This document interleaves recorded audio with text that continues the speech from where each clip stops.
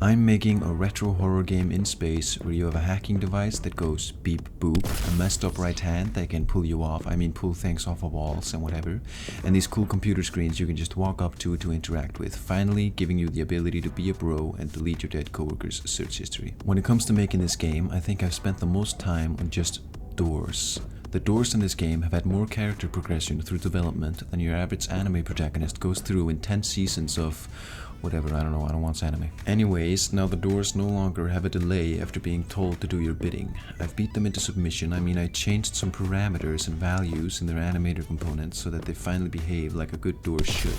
But then I just decided that they don't even get the satisfaction of being told what to do and just automatically open and close for the player when he walks up to them. I did this because I realized the only reason I had an interact key was so that the player could open and close doors. So now I could just remove the interact key and have all the interactions the player has with the world be through the hacking device and the new Technesis ability. Some of you keen-eyed individuals who have been following this devlog series for a while may have picked up on this minuscule new feature called arms. Yeah baby, the player has arms now, no more floating hacking device in front of the screen. I just bought these severed arms off the black market for like $5 and then had them 3D scanned into the game. The dude who originally owned them was also super retro as well, which just perfectly fit the game. Now that the player has some poor man's severed arms at his disposal, I decided to add this feature that I totally haven't implemented in like at least 4 other personal projects that you'll never get to play because you're just not worthy.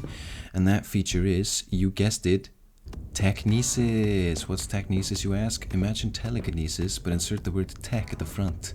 There you go. Genius, I know. Basically, it acts like telekinesis, but it's electric in nature. And I might make it so you have to recharge it by pulling off these wall batteries I showed off in earlier devlogs, giving them an actual purpose and a reason for being all over the place. As per usual, you guys keep trying to backseat game dev me in the comments like this dude right here. Something Fizzy doesn't think the screens look like screens. Oh, well he's right. So for now I made the corners of all the screens in the game darker, which just makes them look much better in my opinion. Also it kinda gives them this curved look, which I really like as well. Overall, I'm really happy with their new and improved look and just want to thank myself. Now that we have better looking screens, I decided not to listen to my past self from earlier in this video and pretty much just add the interact key again, but now as the left mouse button.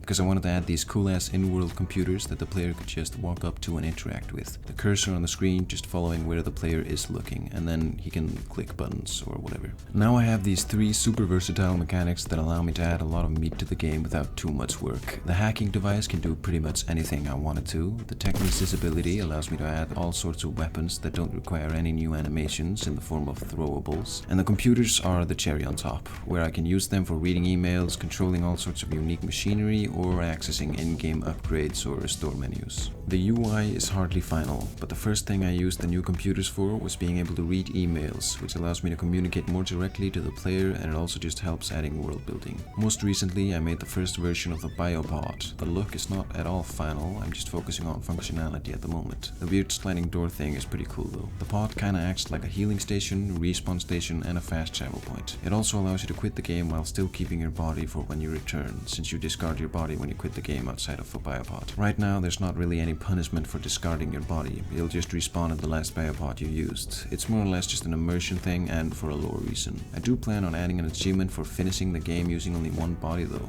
which means no dying, no fast travel, and never discarding your body, which would probably be pretty brutal. And finally, I've decided to shelf these weird ass audio visualizer pulsating orb enemy thingies. I kinda just added them because I was lazy and didn't feel like wasting too much time on making enemies, which might have been a smart move at the time, but I don't think they really fit the game anymore. And finding them is just not fun at all. I've had some pretty cool ideas for enemies I want to make that I'll hopefully be able to show off in the next devlog. I think their design alone is gonna instill some fears for sure, so the game might finally actually be creepy once I add them. A lot of work I showed off in this video was actually done a week after the last devlog, but I took a vacation to Spain and then came home sick and stayed that way for like 4 weeks, so I've only recently started working on the game again, and plan to go full in on it following this devlog, so there should not be such a long wait for the next devlog.